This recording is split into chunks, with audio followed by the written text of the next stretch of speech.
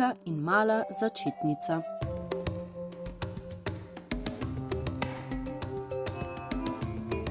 V slovenščini lahko besede zapisujemo z veliko ali malo začetnico. Občna imena, kot so mačka, nižina, klub, televizija, pišemo z malo začetnico.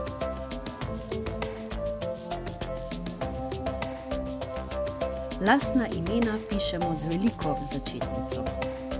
To so poimenovanja oseb, živali, bitij, poimenovanja zemljepisnih in stvarnih danosti, imena krajev, delov zemeljskega površja, nebesnih teles, imena ustanov, delovnih organizacij, podjetij, poimenovanja umetniških del.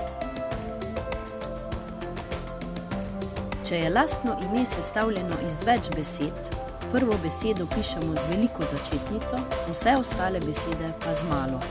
Na primer, Podjunska cesta, Podjunska z veliko, cesta z malo. Razen, če so tudi same lastno ime. Primer, Slovenska Bistrica, oboje z veliko.